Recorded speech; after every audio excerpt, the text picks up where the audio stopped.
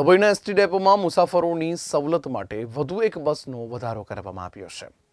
ગઈકાલે ધારાસભ્ય શૈલેષભાઈ મહેતા દ્વારા વધુ એક બસનું લોકાર્પણ કરવામાં આવ્યું હતું।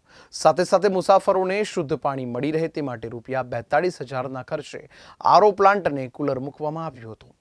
ડભોઈ એસટી ડેપોમાં મુસાફરોની સવલત માટે ડભોઈના ધારાસભ્ય શૈલેષભાઈ મહેતાની રજૂઆતને ધ્યાનમાં રાખી રાજ્ય સરકાર માર્ગ અને પરિવહન નિગમ દ્વારા વધુ એક 56 સીટની બસ ફાળવવામાં આવી છે, જેનું આજરોજ ડભોઈના ધારાસભ્ય શૈલેષભાઈ મહેતાના વરદ હસ્તે લોકાર્પણ કરવામાં આવ્યું હતું।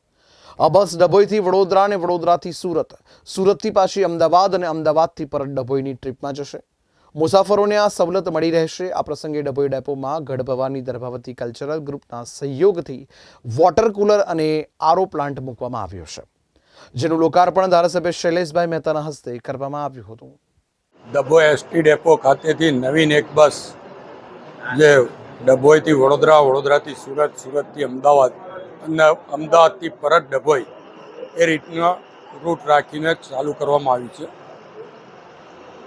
છેલ્લા 1 વર્ષમાં સરકાર તરફથી આ ડભોઈ ડેપો ખાતે 6ઠ્ઠી બસ આપવામાં આવી છે। એ અહીંયાના નાગરિકોની તકલીફ હતી બસોની, ખાસ કરીને નોકરિયાત વર્ગ હોય, વિદ્યાર્થીઓ હોય, એ લોકોને ખૂબ જ તકલીફો હતી।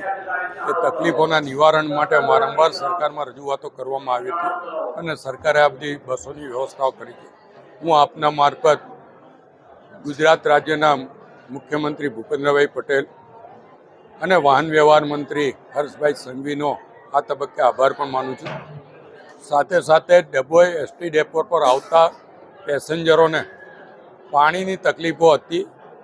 એ પાણીની તકલીફોને ધ્યાનમાં લઈને ડભોઈ નવરાત્રિ મહોત્સવ કમિટી છે એના દ્વારા આજે અહીંયા કુલર પણ અર્પણ કરવામાં આવ્યું છે। ઠંડુ પાણી લોકોને મળી રહે, આરઓનું પાણી મળી રહે એવી રીતની મશીન અને અહીંયા પાણીની વ્યવસ્થા કરવામાં આવી છે અને આજે એનું પણ લોકાર્પણ કરવામાં આવ્યું છે।